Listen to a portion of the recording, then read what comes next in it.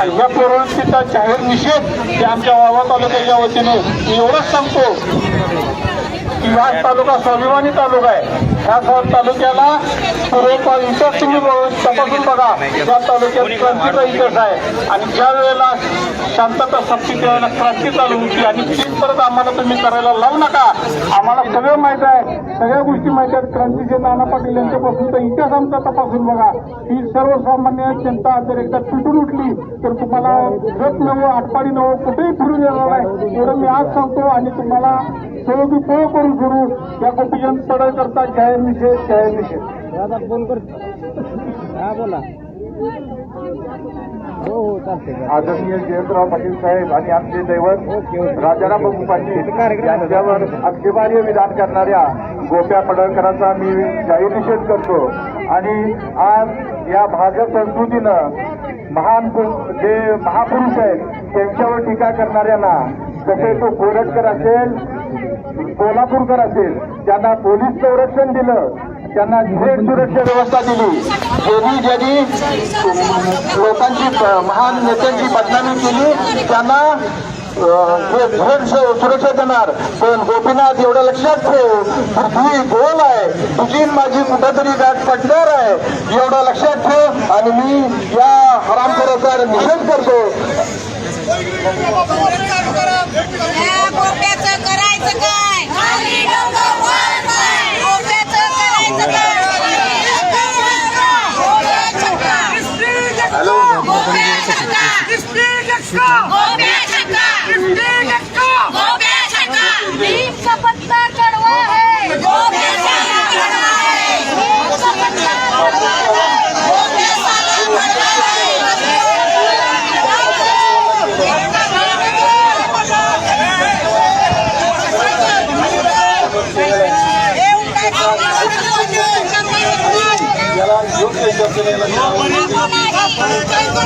फक्त मला एकच वाक्य बोलायचं आहे. अतिशय शांत आणि सहिष्णू असलेला वाळवा तालुका अशांत का झाला? हजारो कार्यकर्ते रस्त्यावरती का उतरले? तर 1940 मध्ये पुन्हा जर वाळवा तालुका जात असेल तर त्याला जबाबदार आम्ही नाही, त्याला जबाबदार बीजेपी सरकार आणि या महाराष्ट्राचे मुख्यमंत्री देवा भाऊ आहेत. जाताना एवढंच सांगते की ज्यांनी चरित्र्यावरती आणि चारित्र्यावरती वार केले त्याच्यावरती विधानसभेमध्ये वार करायचे नाही, तर त्याच्यावरती रस्त्यावरती वार करायचे. आणि त्यासाठी जयंत सेना या ठिकाणी आलेले आहे. आज जत म्हणून त्या ठिकाणी फोन येत आहेत की अशा नालायक आमदारांना आम्ही निवडून दिलं, त्याबद्दल आम्हाला पश्चाताप होतोय. आणि म्हणून अशा गोपीचंदचा मी या ठिकाणी जाहीर निषेध करते आणि थांबते. हॅलो, नामदार जयंत पाटील साहेब यांच्या कार्यकर्त्यांनी त्या गोप्याला एवढा सन्मान दिलाय ना ते त्याला कुत्रं म्हणतात, तर ते कुत्रं पिस्तळलेलं आहे. त्याला रेबीजची लस दिली पाहिजे आहे. त्यामुळे रेबीजची लस देऊन त्याला परत आणि चेक केला पाहिजे आहे. त्याशिवाय तो चांगला होणार नाही, कारण ते तो पिस्तळलेला कुत्रा आहे. प्रत्येकाला सावधान असतो. आज या ठिकाणी राष्ट्रवादी काँग्रेस पक्षाच्या वतीनं या ठिकाणी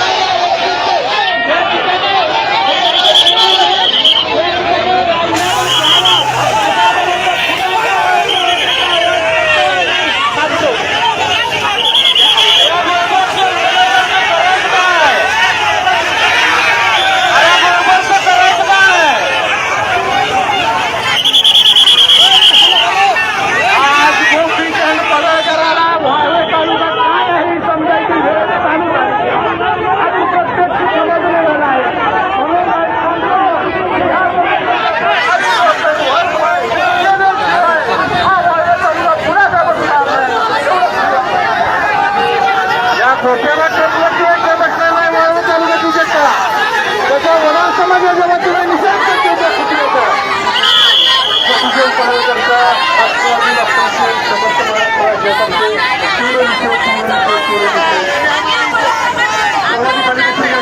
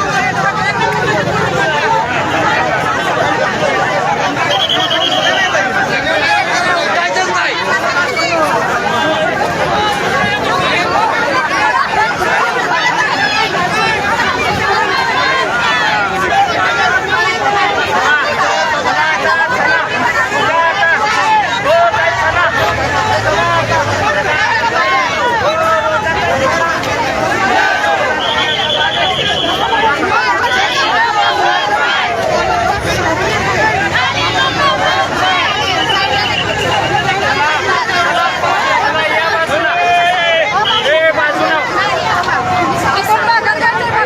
बसली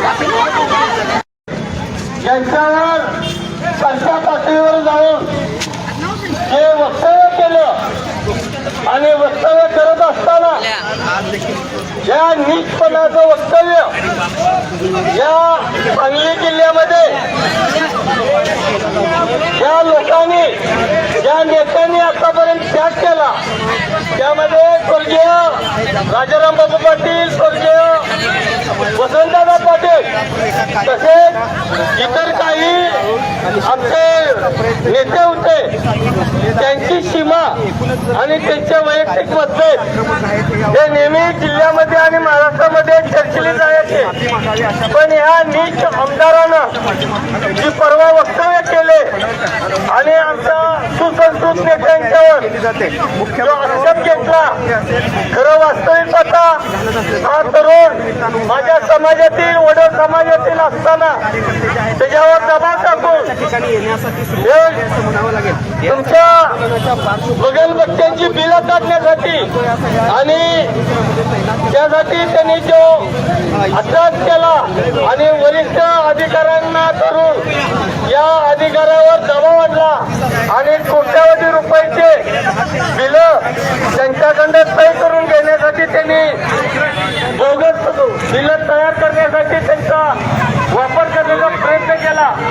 या अधिकाऱ्यानं नकार दिल्यानंतर त्याचा मानसिक छळ केला.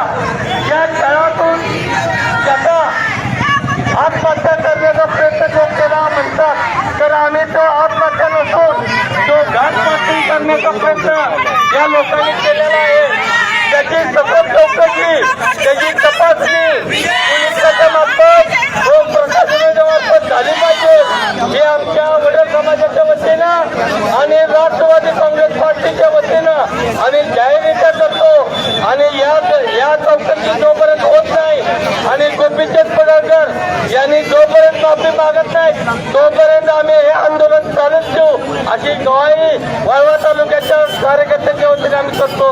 धन्यवाद.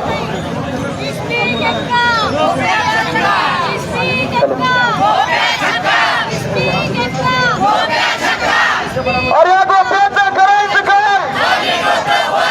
अरे या गोप्याचं करायचं काय? परवाच्या दिवशी गोप्या पडळकरांने आदरणीय स्वर्गीय राजाराम बापूंच्या बद्दल जे वक्तव्य केलं त्या वक्तव्याचा आम्ही या ठिकाणी वाळवा तालुक्याच्या वतीनं जाहीर असा निषेध करतो. स्वर्गीय राजाराम बापूंनी या तालुक्याला हरित क्रांतिमय केलं.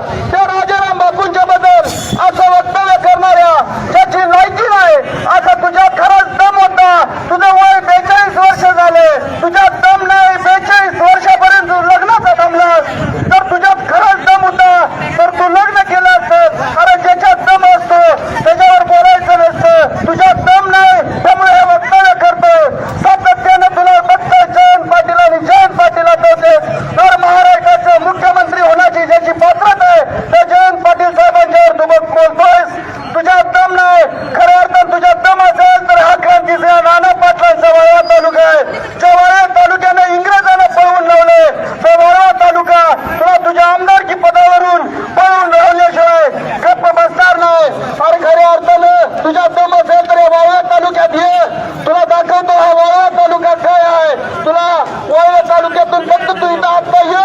तुला माघारी जाशील का बघ. अशा या गोप्या पडळकरचा मी वाळवा तालुक्याच्या वतीनं वाळवा तालुका राष्ट्रवादी काँग्रेस पक्षाच्या वतीनं जाहीर असा निषेध करतो. आणि तुला बोलायचं असेल तर आता तू इथं येऊन बोलून दाखव. हा वाळवा तालुका काय करतोय तू फक्त येऊन बघ. अशा गोपीचंद पडळकरला पुन्हा एकदा मी निषेध करतो.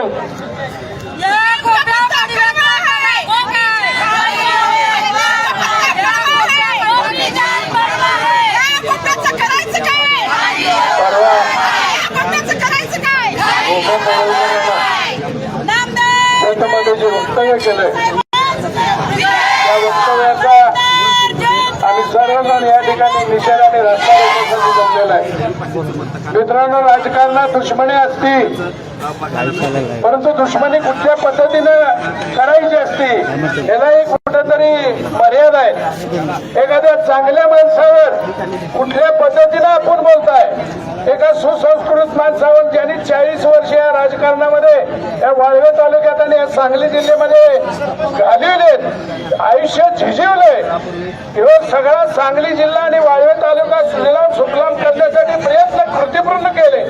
अशा माणसावर अशा पद्धतीची घणाघाती टीका खालच्या पातळीवर टीका करणं हे कितपत शोभतंय. सुसंस्कृत माणसाला तुम्ही बोलताय त्यांनी तुमच्याबद्दल अजून एक शब्द परत सुद्धा काढला नाही. का काढला नाही? त्यांच्याकडे संस्कृती चांगली आहे. ही माणसं अशा पद्धतीने कधीच वागत नसतात. परंतु ही घाणेरडी माणसं मी काल बोलताना बोललो होतो जी अवलाद भाजपची जी अनाजी पंताचं टाकलेलं आमदारकीचा तुकडा त्याच्यावर भुकणारे कुत्रं त्याने किती भुकावं यालाही मर्यादा आहे. अनाजी पंताने काल दिलेली जरा क्लिप जर तुम्ही बघितली तर भुकण्याच्या त्या गोष्टीचा किंवा केलेल्या वक्तव्याचा निषेध कमी परंतु त्याचं जास्त मार्केटिंग करायचा त्यामध्ये प्रयत्न केलाय. ते आक्रमक नेते आहेत. हरामखोरा आक्रमक झाल्यावर तिथला एक साधा कार्यकर्ता सुद्धा तुला ऐकायचा नाही. ही जयंत पाटलाची कार्यकर्ते ही तू विसरू नकोस.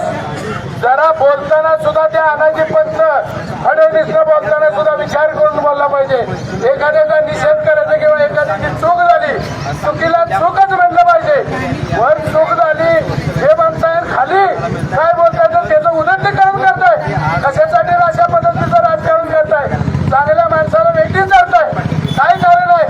तुम्हाला तो दिवसतोय तुमच्या चुका काढतोय तुमच्या सगळ्या आल्या कार्यक्रमाचा मांडतोय आणि तुम्ही आज धोक्यात आहात. आज म्हणूनच अशा पद्धतीचं वक्तव्य करतात. त्याबद्दल मी या रस्ता रोकोच्या निमित्तानं त्या ठिकाणी जाहीर निषेध करतो आणि थांबतो.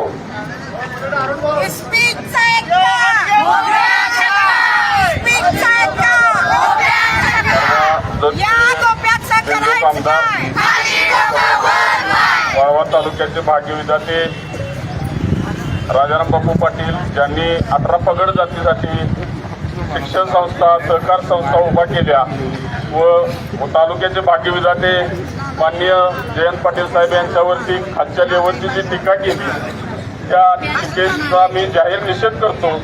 तसेच तो गोपीचंद पडळकर म्हणजे आमच्या समाजाला लागलेला एक मोठा कलंक आहे आणि यानं मंगळसूत्र चोरलं, धाबा काढला.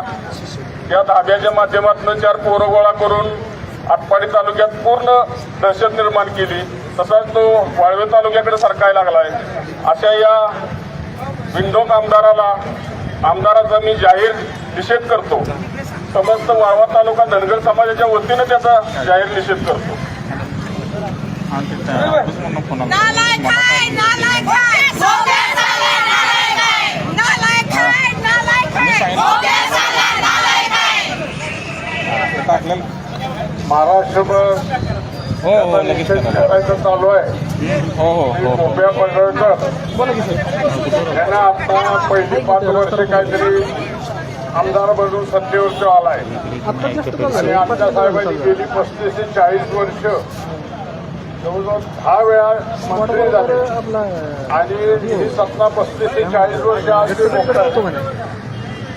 आणि या आपल्या मतदारसंघातला विकास साहेबांनी कसा केलाय ते त्या प्रत्येक या ठिकाणी असणाऱ्या मतदाराला आणि या भागातल्या माणसालाच माहित आहे की जयंत पाटील साहेबांनी आणि राजाराम बापूंनी आपल्यासाठी काय केलेलं आहे.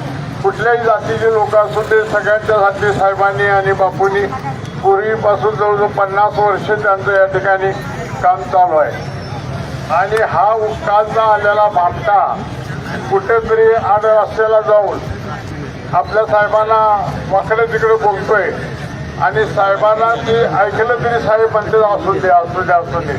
कारण साहेबांचं नेहमी संयमी राजकारण आहे. कधी साहेबांनी तोडफूक कुणावर घेतलेलं नाही. ऐकायचं सोडून द्यायचं ही नालायक लोक आहेत ज्यांच्या नादाला कुठं लागायचं आणि मी काहीतरी बोललो तर जनता गप्प बसणार नाही हे साहेबांच्या डोक्यात असल्यामुळे साहेबांनी कधीही नाव कोणाला काढायचा प्रयत्न केला नाही. पण लोकांनी त्याचा गैरफायदा उठवला आणि आमची जनता आज गप्प बसायला तयार नाही. आज जनता आमची कुठल्याही परिस्थितीत त्याचा डाव काढल्याशिवाय सोडणार नाही. म्हणून या ठिकाणी प्रत्येक गावामध्ये काल झालेला आहे आणि आज सुद्धा प्रत्येक गावामध्ये गाव बंद रस्ता रोको आंदोलन चालू आहे.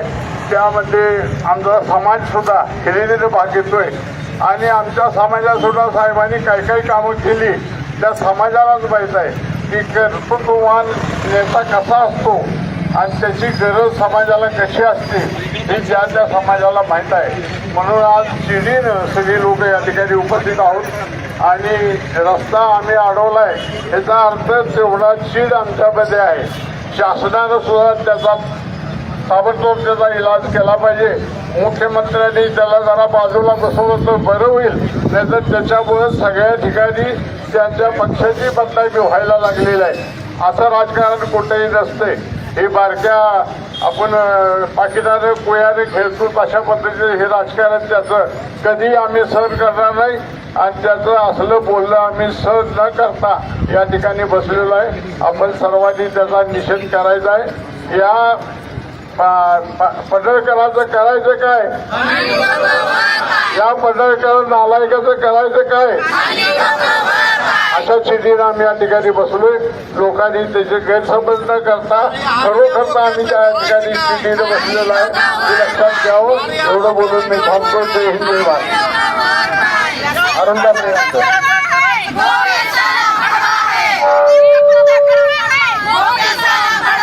पूर्ण महाराष्ट्रामध्ये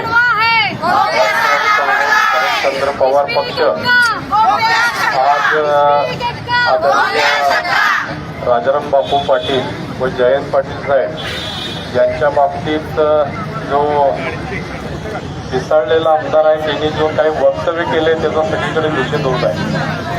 त्याच्या पाठीमागे 100% फार मोठं षडयंत्र आहे. त्याच्या पाठीमागं सर्वात मोठं षडयंत्र आहे की ते म्हणजे महाराष्ट्राचे मुख्यमंत्री आहेत.